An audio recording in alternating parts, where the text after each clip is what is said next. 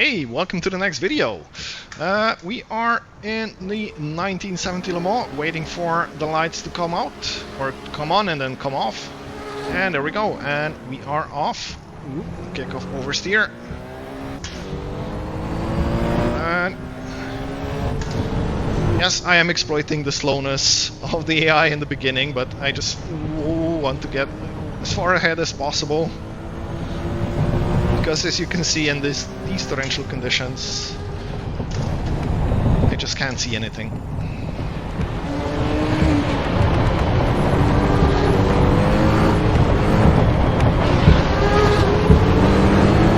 I'm a little bit wide here.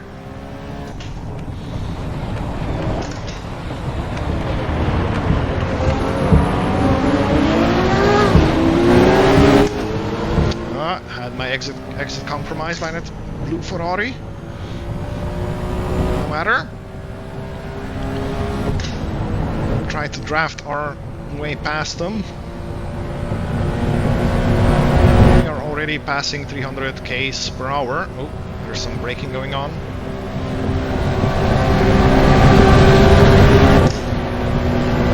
Flat shift. Almost flat shift, actually did release the accelerator a little bit.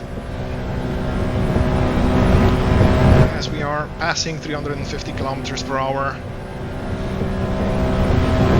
and absolutely no visibility, like absolute madmen. 360, almost 360 per hour. Oh boy, with just a wall of spray in front of us.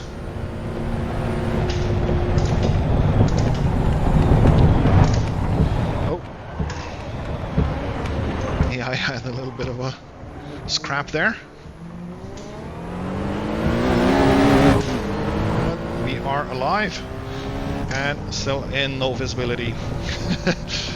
So what are we doing? Why are we doing it? This is my new mini-series about Le Mans. I'm just exploring a couple of old races in time that I found interesting.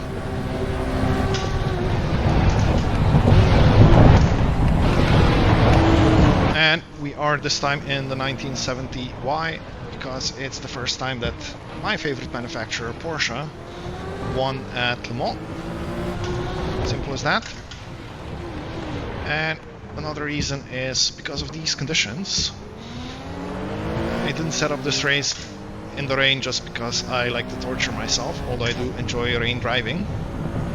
But I wanted to experience what the drivers experienced back then, even though the race back then did not start in these conditions. Oh boy, I need to back out a little bit. I'll get him on the Mulsane, maybe. Ooh. But the race back then would start in dry conditions, but it would quickly become rain-soaked.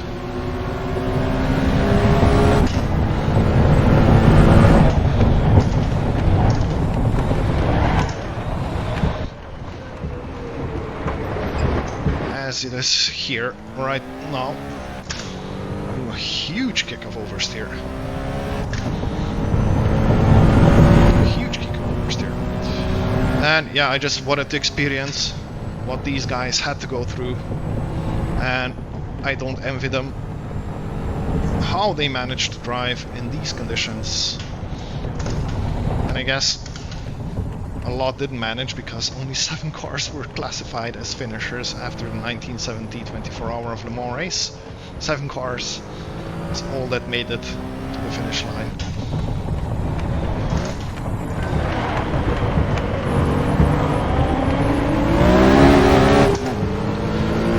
As we are going into the darkness now.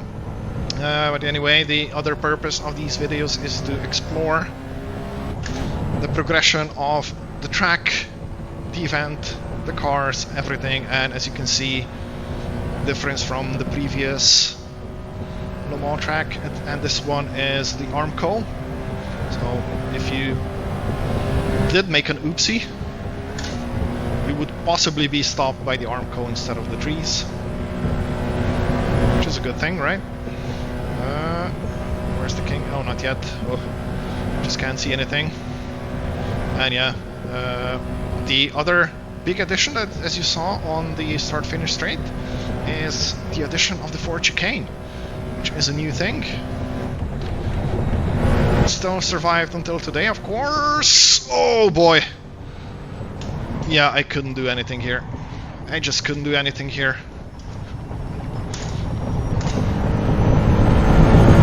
We're still alive though. So we're going to keep fighting for P1. I apologize to the AI.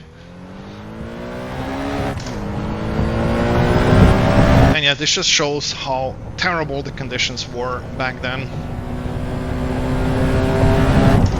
And how the addition of Armco actually saved us there. The Ferrari was pretty much destroyed, but yeah, what can you do? I'm sorry, AI. Please remember that I am sorry when you actually eventually take over. Oh, in the dark it's even more scary.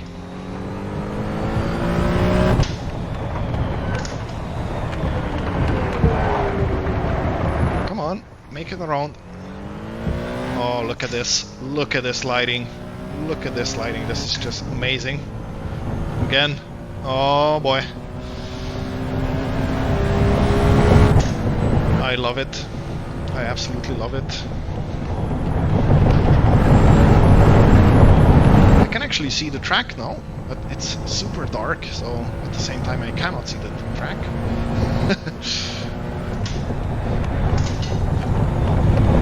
Mulsane Blanche, still in this version of the track, still scary as hell, particularly in this cars where you have almost no downforce compared to today's cars, of course. Speaking of downforce, I love this story about the 917K that we're sitting in. When the car was first developed, it was just highly unstable, particularly at speeds. Unstable and dangerous. The car with producing lift at the rear.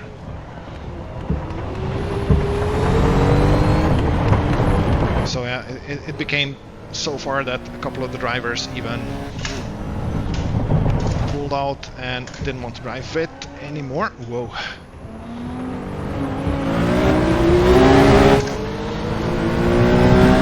So Porsche went to a track with engineers, the whole racing team, everything. And they wanted to improve the car. And the engineers noticed that the rear tail, the spoiler area, had no grit on it, so no insect hits, no rubber pickup or anything, which led them to the conclusion that air was not traveling over the rear spoiler, not producing any downforce.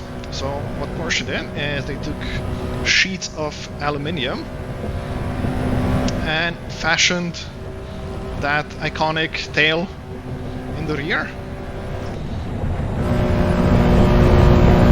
And all of a sudden the car became drivable because it had zero downforce. Who would have thought, right?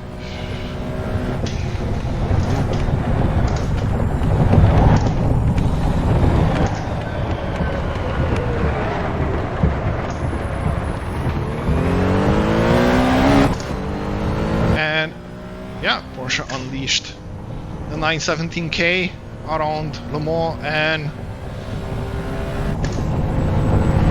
they won. They outright won with their flat 12-cylinder beast against the Ferrari's V12 beast. But yeah, the Ferrari, or at least the factory Ferrari teams, were wiped out from the race in the very early stages. The car broke down in Mulsane Blanche, kink, chicane, whatever you want to call it. And a group of 4 Ferraris, all factory Ferraris. Unfortunately couldn't avoid the accident, taking them all out. But luckily no one was seriously injured. Just a couple of burns, I believe, from the resulting fire. Are we going to... Whoa, that was so close to the wall. That was so close to the wall. Even being in first.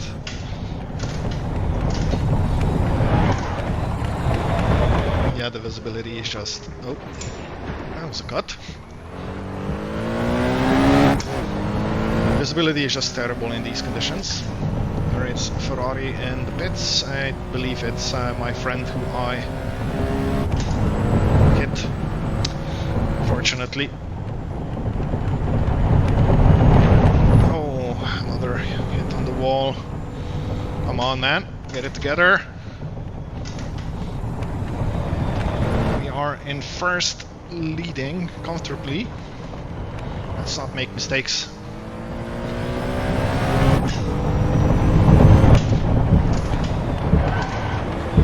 Laps.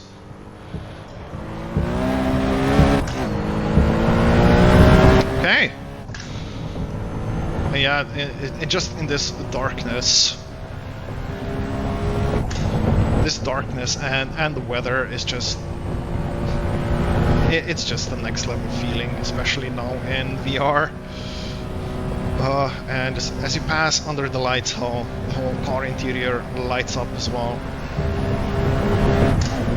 I'm just blown away by this. Don't see anyone behind us, but they could be right there, but we can't see them because of the spray. It's kind of a lonely race, but at least see how quickly I can lap 1970 Le Mans, I guess.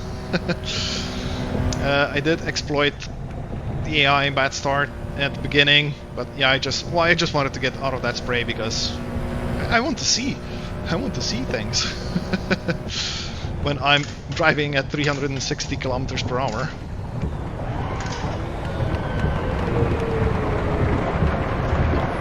Super slow through Mulsane. And then back on the power, already 200 Ks, 250, like it's nothing, through the very narrow track.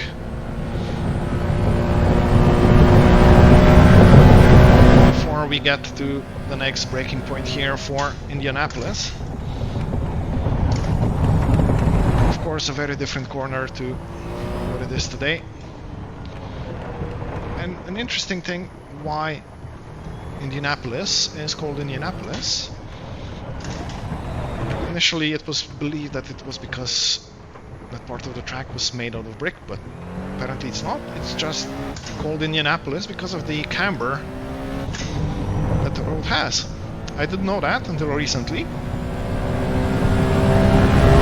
and thought it's an interesting fact that yeah, you would also like to know.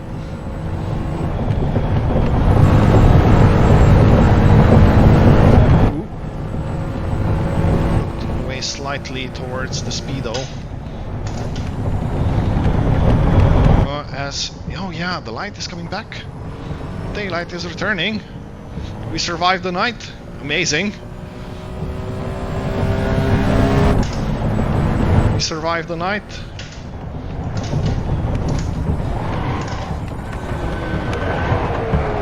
Oh, a little bit deep. Deep, but still in the bounds, and this is our final lap. Let's see. The understeer here is just horrendous through the Dunlop Bridge corner, and here, oh, had to slow down so much just to not understeer into the wall there.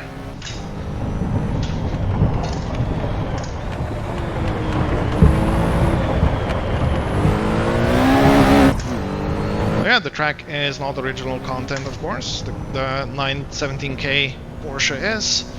We are also racing against the Ferrari 512M, and the real race it would be the Ferrari 512S, but I couldn't find the 512M mod, so we're using, or I couldn't find the S mod, but we're using the M, so we are where we are. Flat shift into fifth. Let's see how much speed can we get to the end of this straight. I will link all the mods in the description if you want to relive the same thing. You do need the paid custom shaders patch preview version. Fortunately, it's if you want to experience the rain as well. But if you enjoy driving in the rain and like to be tortured like I do recommend it. Oh, lock up. Ooh, barely got it slowed down. But we are, I believe, comfortably in the lead. I can't see anyone back there.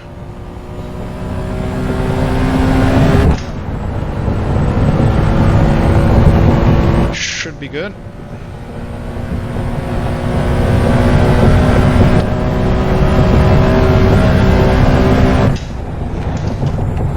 Last time through Indianapolis.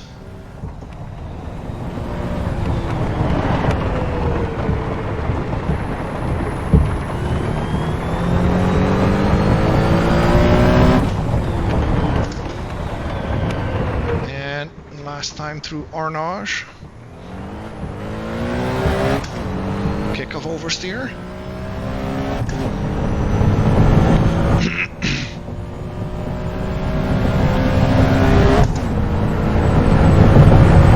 And last time approaching the Maison Blanche, or White House in English. I can't say I'll miss that section much. It's just horrendous. Last time through the fourth chicane.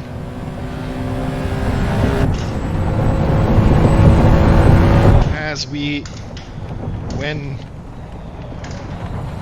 the 5-lap Le Mans race.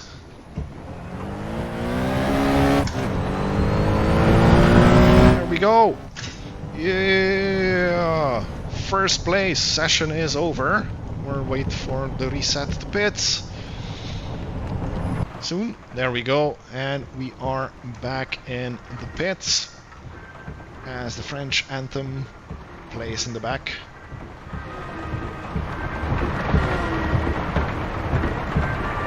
Nice. Anyway, thank you everyone for watching. We're going to reset back to pits to see, no, not drive, back to pits again to see our fastest lap. 3 minutes 30 seconds. 3 minutes 30 seconds. Yeah, apparently I could have been even quicker. Franz Pesch in the Ferrari in the final sector was almost half a second quicker than we were. But anyway, I'm getting off topic. Thank you everyone for watching this. If you want to catch the next one, please do subscribe to the channel, and so you'll be notified about the next race in this mini series. If you enjoyed the video, please leave it a like. It would mean a lot to me. And on that note, I will wish you a very good day, night, evening, wherever you are. Enjoy it, and I'll see you in the next time. Thank you, and bye bye.